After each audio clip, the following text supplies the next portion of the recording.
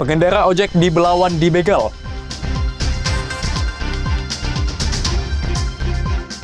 Sumut akan kelola stadion utama. Pangan lokal semakin tergerus.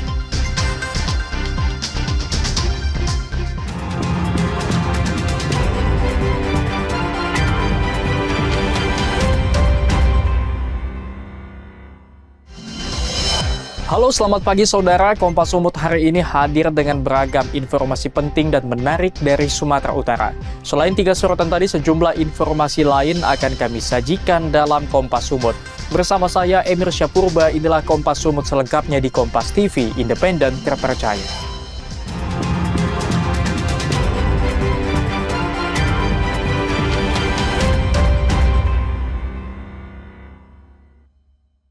Berita pertama, saudara, pengendara ojek pangkalan dibegal menggunakan balok kayu di kawasan Kampung Kurnia, Kelurahan Belawan Bahari, Medan. 3 hari dirawat, korban meninggal dunia. Ada orang yang datang. Ini dia. Aksi pembegalan terhadap seorang pria yang berprofesi sebagai ojek pangkalan ini terekam CCTV di Kampung Kurnia, Kelurahan Belawan Bahari, Medan. Korban dilempar menggunakan balok kayu hingga terjatuh dan terseret beberapa meter. Dalam rekaman CCTV terlihat pelaku berjumlah 4 orang berada di seberang jalan, sedangkan korban Iman Kurnia mengerang kesakitan. Saat kejadian berlangsung, sejumlah warga datang membantu korban membuat para pelaku kabur.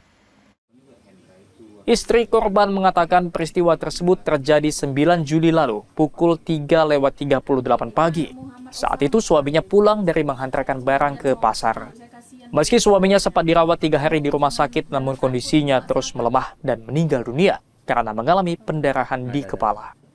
Yang saya lihat dari CCTV itu pelemparan beroti. Itu bapak terjatuh. Itulah bapak terjatuh. Soal sepeda motornya Bu, tidak diambil ya? Sepeda motornya karena tidak diambil, posisi dia jatuh tuh mungkin warga setempat yang masih dalam keadaan bergadang tuh mendengar kan ada seperti orang kecelakaan, mereka langsung bekejar ke tempat suami saya jatuh. Jadi niat pelaku tadi diurungkan lah, mereka masuk lagi ke dalam gang itu.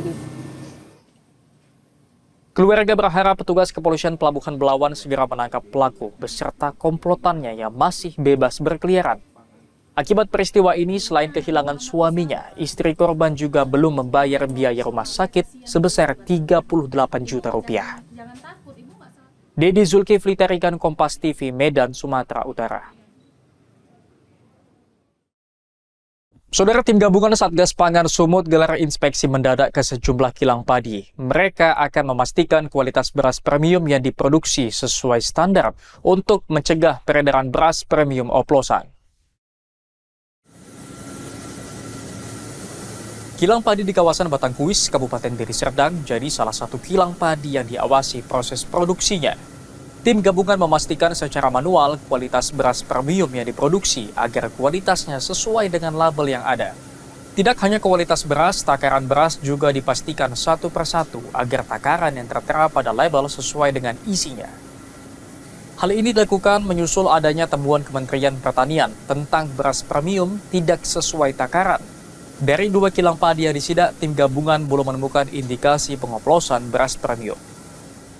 Namun Kasubdit 1 Ditreskrimsus Polda Sumatera Utara AKBP Edrian Wiguna menyebut pihaknya sedang meneliti beberapa beras yang sudah diambil sampelnya. Jika nantinya hasil pemeriksaan ditemukan adanya pelanggaran, proses pidana akan dilakukan terhadap produsen beras sesuai dengan Undang-Undang Perlindungan Konsumen. Kalau kami temukan tidak sesuai mutu, baik itu di label ataupun di kemasannya, itu akan kami rilis, akan kami sampaikan kepada rekan media dan juga masyarakat. Untuk sanksinya Pak? Untuk sanksinya kami bisa gunakan Undang-Undang Perlindungan Konsumen dan juga Undang Perdagangan. Sebelumnya, Kementerian Pertanian merilis beberapa merek beras premium yang diduga dioplos dan dijual tidak sesuai dengan standar yang ada. Ferry Irawan, Kompas TV, Medan, Sumatera Utara. Saudara, 2 orang warga asing asal negara India diringkus tim intelijen imigrasi kelas 1 TPI Polonia Medan. Warga asing ini terbukti menyalahgunakan izin tinggal. Dalam operasinya, tim intelijen imigrasi langsung mendatangi tempat tinggal 2 warga asing asal India ini di kawasan Medan Amplas. Di lokasi ini, 2 warga India berinisial SS dan GS ditemukan dalam sebuah rumah di permukiman warga. Saat penggeledahan, tim menemukan sejumlah dokumen yang mengindikasikan upaya penyamaran identitas termasuk KTP dan KK atas nama yang berbeda. SS diketahui tidak memiliki izin tinggal sah dan diduga masuk tanpa melalui pintu resmi. Sementara GS telah overstay setelah visa kunjungan wisata berakhir sejak 6 bulan lalu. Setelah dilakukan pemeriksaan intensif, kantor imigrasi Polonia menetapkan bahwa 1 orang WNA inisial GS dideportasi dan dimasukkan dalam daftar tangkal agar tidak dapat kembali ke wilayah Indonesia. Sementara WNA berinisial SS masih dilakukan pendalaman dan koordinasi dengan Disduk Capil serta perwakilan pemerintah India di Medan untuk pra-penyidikan hingga proses pro justisia. WN India inisial SS memiliki emergency passport yang berlaku sampai tanggal 4 April 2015. Sertifikat emergency yang dikeluarkan oleh negara India berlaku sampai tanggal 4 April 2015 dan yang bersangkutan tidak memiliki visa ataupun izin tinggal untuk berada di wilayah Indonesia.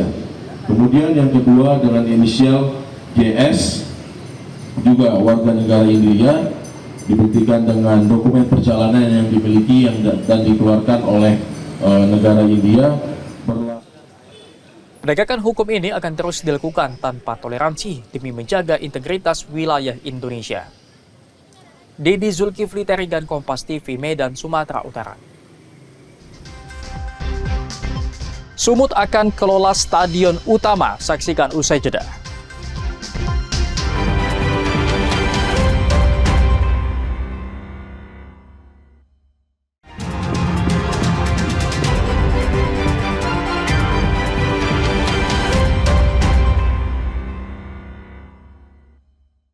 Masih bersama saya Emir Syapurba dalam Kompas Sumut. Saudara, pasca diserahkan Kementerian Pemuda dan Olahraga, Stadion Utama Provinsi Sumatera Utara akan dipersiapkan menghadapi 2 event nasional.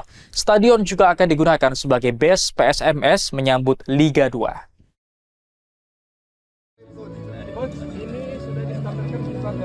Gubernur Sumatera Utara Bobi Nasution bersama perwakilan Kementerian Pemuda dan Olahraga dan manajemen klub PSMS Medan meninjau langsung Stadion Utama Sumatera Utara di Desa Sena, Kabupaten Deli Serdang.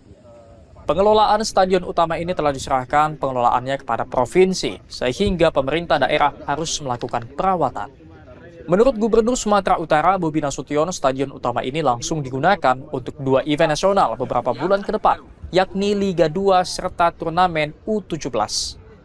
Selain itu, stadion ini juga akan dijadikan home base klub PSMS Medan saat laga Liga 2 nantinya, meski nantinya lokasi latihan berada di Kabupaten Karo.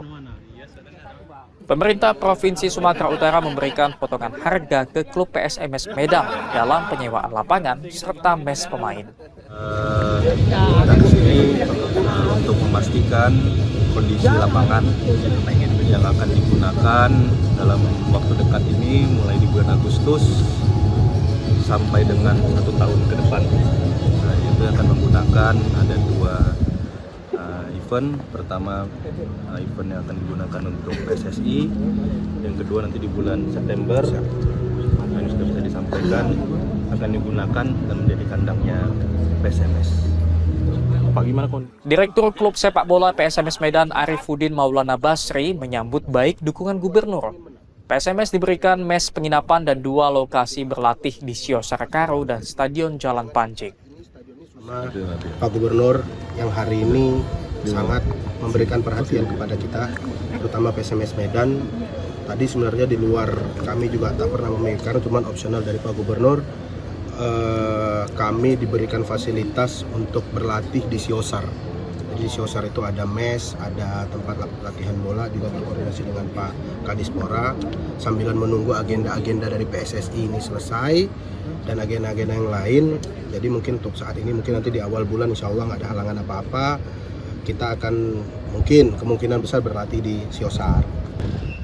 Nantinya, stadion utama ini akan dirawat dan dikemas lebih baik dengan standar Federasi Sepak Bola Internasional atau FIFA.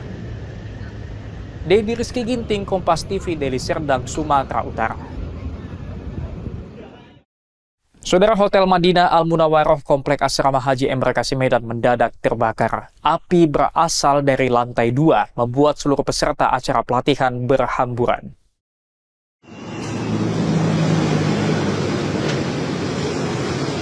Puluhan peserta pelatihan pendampingan masyarakat nyaris menjadi korban kebakaran di Gedung Madinah Al Munawwaroh Asrama Haji Embarkasi Medan. Kebakaran yang terjadi pukul 12 siang ini berasal dari lantai 2, sedangkan gelaran acara pelatihan pendampingan masyarakat berada di lantai 4 gedung. Api yang cukup besar membuat tim pengaman dan pemadam kebakaran mengevakuasi puluhan warga. Peserta langsung diarahkan keluar dari tangga darurat. Seluruh penghuni gedung berhasil keluar dengan selamat. Saksi mata Jahra mengatakan mengetahui kebakaran setelah peserta dari lantai 4 berlarian keluar gedung. Dievakuasi melalui mana? Ini melalui pintu belakang, Pak, karena pintu depan udah habis semua. Asal api dari mana? Dari lantai 2. Kepala Dinas Kebakaran dan Penyelamatan Kota Medan, Muhammad Yunus mengatakan penyebab kebakaran masih dalam penyidikan. Dan saat ini objek yang terbakar adalah bagian daripada gedung Al Munawwaroh Asrama Haji Medan. Saat ini kondisi sudah pemadaman total dan tinggal untuk penyisiran masing-masing gedung. Udah diketahui asal api? Asal api masih dalam penyelidikan dan lebih kurang 7 armada yang kita turunkan pada operasi. Ini dapat bang penyebab dan korban ada bang? Tentunya nanti melalui pihak terkait untuk penyelidikannya. Ada korban nggak Pak? Untuk sementara belum ada korban jiwa maupun luka masih ini. Tidak ada korban dalam peristiwa ini, namun kerugian ditaksir ratusan juta rupiah. Tim Liputan Kompas TV, Medan, Sumatera Utara. Saudara, warga Jalan Setia Makmur, Kecamatan Sunggal, Kabupaten Deli Serdang terpaksa menanam pohon di tengah jalan rusak. Aksi ini mereka lakukan agar pemerintah memperhatikan kerusakan jalan yang selalu menimbulkan korban.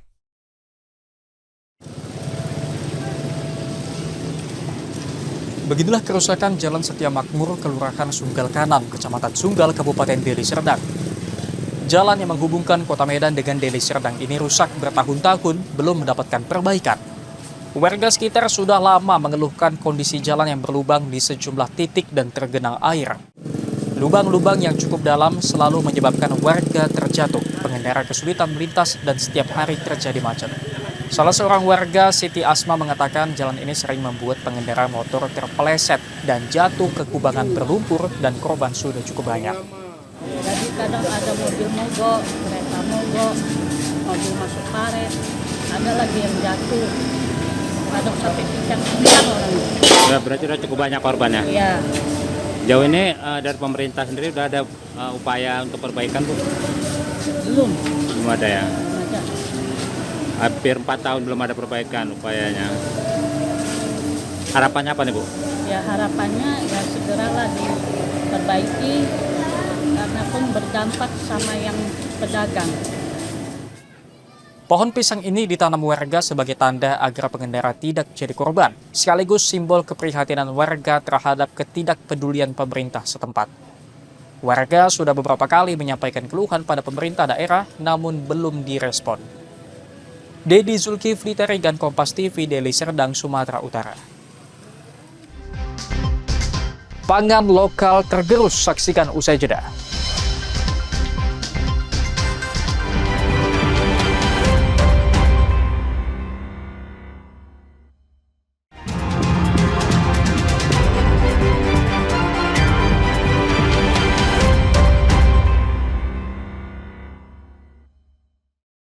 Masih bersama saya Emir Syapurba dalam Kompas Sumut. Saudara, seorang wanita asal Kota Medan mampu meracik sampah organik menjadi arang berikat. Hasil eksperimennya kini diberi nama berikat sehat dan laris di pasaran seperti pengelola rumah makan, kafe, dan hotel. Berbekal hasil eksperimen dan penelitian tesis semasa di bangku perkuliahan, seorang wanita warga Jalan Bajak 2, Kecamatan Medan Amplas, mampu menciptakan produk berikat sehat. Produk briket atau arang bakar ini diracik dengan campuran sampah organik seperti daun, kayu, dan tempurung kelapa dibakar hingga menghitam, kemudian digiling hingga halus. Hasil yang sudah halus tersebut dicampur dengan adonan lem yang terbuat dari tepung tapioka. Adonan arang itu lalu dicetak pada mesin khusus untuk mendapatkan bentuk yang lebih menarik. Usai dicetak, briket kemudian dipindahkan ke dalam talam untuk selanjutnya dijemur di bawah sinar matahari sampai tekstur arang benar-benar kering dan siap untuk digunakan. Arang briket sehat ini menurut Rena memiliki perbedaan dengan briket lainnya. Produk miliknya disebut memiliki keistimewaan dalam proses pembakaran, sehingga disebut sebagai arang sehat karena asap racun hasil pembakaran sampah ini tidak kembali ke arang, melainkan berubah menjadi asap cair dan ramah lingkungan. Ya gini, jadi kalau arang yang lain setahu kita kan dia cara pembakarannya arang kayu-kayu disusun, kemudian ditutup dengan daun-daunan dan tanah liat, dan dia dibakar dari bawah. Sehingga pada saat terjadi proses pembakaran tadi, zat-zat berupa getah yang ada di dalam sampah organik, ketika dia dibakar sifatnya berubah jadi racun. Nah, ketika terbakar dalam posisi seperti itu, racunnya kembali lagi ke arangnya. Tetapi kalau briket kita, dia sampah-sampah dimasukkan ke dalam tabung pirolisis, dia tidak disentuh langsung oleh api. Sehingga pada saat terjadi pembakaran, asap-asapnya tadi kita kumpulkan, kemudian didestilasi, maka dia berubah sifatnya menjadi cair. Jadi asap tadi yang berbahaya atau beracun itu sudah menjadi asap cair yang nantinya asap cair kita olah bisa menjadi pengawet kayu, kemudian kita suling bisa menjadi pengganti pestisida, disuling lagi bisa menjadi pengawet makanan, bahkan bisa menjadi pengawet kosmetik. Dalam sehari, Rena bisa memproses 20 kg arang briket sehat dan mampu memasuki pasar penjualan, baik melalui online dan penjualan langsung. Rena berharap ke depannya akan hadir rumah briket lainnya, minimal 1 per kecamatan untuk dapat mengatasi permasalahan sampah di lingkungan sekitar. Saudara, pasca terputus akibat longsor, puluhan personil Kodim 0205 Tanah Karo membuka akses jalan desa di kawasan Kecamatan Barus Jahe, Kabupaten Karo. Puluhan personil TNI AD dari Kodim 0205 Tanah Karo menyusuri lokasi jalan terputus di Desa Serdang, Kecamatan Barus Jahe, Kabupaten Karo. Pembukaan akses jalan sejauh 600 meter ini dilakukan untuk membuka akses desa menuju kota yang sebelumnya terputus akibat longsor yang terjadi pada Januari kemarin. Inilah pembangunan akses jalan desa menuju kota, tepatnya di Desa Serdang, Kecamatan Barus Jahe, Kabupaten Karo, dalam program TNI Manunggal Membangun Desa TMMD ke-125. Dan Satgas TMMD ke-125 menjelaskan selain pembukaan jalan merupakan program TNI Manunggal Membangun Desa, nantinya akan menyasar pada bedah rumah warga kurang mampu. Kegiatan apa nih dan di lokasi kita? Hari ini kita tadi mulai pembukaan TMMD ke-125 di Barus Jahe. Ini kita berada di sasaran TMMD, ini titik 0 yang rencana akan pembukaan jalan sepanjang 600 meter untuk di Desa Barus Jahe dan Desa Serdang. Untuk menghubungkan dua desa karena jalan utama itu sudah terkena longsor, sehingga kita bersama dengan Pemda, ini anggaran juga dari Pemda, kita kolaborasi TNI, Polri, Pemda dengan masyarakat, nanti akan secara gotong royong akan membuka jalan ini, dan mungkin nanti ke depannya oleh Pemda juga ini akan mungkin menjadikan jalan utama. Pembukaan akses jalan ini mendapat antusias warga dan jajaran pemerintah daerah setempat. Kepala Desa Barus Jahe, Daud Terigan, mengatakan akses jalan cukup penting bagi warga. Program TMMD ke-125 dinilai cukup tepat. Ini Pak, seperti apa nih Pak tanggapan dari kedua desa lah khususnya nih Pak? Ya, kami kedua desa Barus Jahe dan Serdang sangat senang dengan adanya program TMD yang dilaksanakan TNI Angkatan Darat ke kampung kita. Jadi ini sangat membantu roda perekonomian di desa kita. Ini ada 3 desa yang terkena ini sebenarnya ini. Ada Baru Jahe, Serdang, dan Penampen. Pak, sebelum ada TMMD ini informasinya lokasi akses jalan utama ini putus Pak gara-gara longsor. Apa benar atau seperti apa nih Pak? Iya, gara-gara longsor. Awal tahun kemarin 2025, disitulah hujan deras, jadi longsor jalan utama. Berarti dengan adanya TMMD ini akses jalan bisa kembali normal, itu seperti apa nih Pak? Iya, ini dengan adanya TMMD ini akses jalan akan kembali normal gitu. Akses jalan baru ini nantinya menjadi jalur utama desa Serdang menuju kota. Diharapkan ke depannya perekonomian desa dapat kembali pulih. Hendri Setiawan, Kompas TV, Karo, Sumatera Utara. Saudara, pangan lokal yang kini tergerus industri pangan modern diangkat dalam diskusi Rumah Karya Indonesia. Mereka ingin menghidupkan kembali narasi pangan lokal. Barat misalnya negara barat ya pangan memang pangan lokal sebagai identitas dan warisan leluhur menjadi tema diskusi pemuda mahasiswa di Kota Medan. Gelaran diskusi ini merupakan rangkaian dari Jong Bataks Art Festival yang diselenggarakan komunitas pemuda peduli budaya dengan nama Rumah Karya Indonesia. Dalam diskusi ini muncul persoalan pangan Nusantara yang saat ini nyaris sudah ditinggal masyarakat. Kini masyarakat lebih cenderung mengkonsumsi tren kuliner, bahkan pelaku UMKM sangat minim menjajakan panganan lokal. Tonggo Simangunsong, Ketua Aji Medan yang hadir sebagai narasumber dalam diskusi ini mengatakan, dampak ketergantungan pangan global bukan saja mengancam kearifan pangan lokal, namun menggerus nilai dan identitas budaya. Sehingga generasi muda diharapkan mampu mengembangkan pangan lokal dengan kemasan menarik dan dapat menembus persaingan pasar. Masih bisa jadi harapan buat kita dengan membuat pangan lokal itu menjadi spesial dan tidak untuk menyaingi produk-produk industrial, tapi membuatnya lebih spesial, bernilai dan diminati banyak orang, tidak hanya orang yang memiliki makanan itu, tapi juga orang luar. Sementara salah seorang peserta, Maria, mengatakan generasi muda memiliki peran strategis untuk menghidupkan kembali kearifan pangan lokal di tengah derasnya tren industri pangan modern. Kita kasih tahu misalnya sama orang-orang sekitar kalau pangan lokal itu ada loh yang benar-benar kayak bisa dibikin keren gitu untuk kita semua. Jadi kita paham pangan lokal itu tuh nggak melulu soal makanan level rendah dengan. Selain diskusi, acara ini juga dirangkai dengan penampilan tarian daerah yang menggambarkan kekayaan budaya dan identitas lokal oleh komunitas tari Swaradaya dan komunitas Maraswara. Tim Liputan Kompas TV, Medan, Sumatera Utara.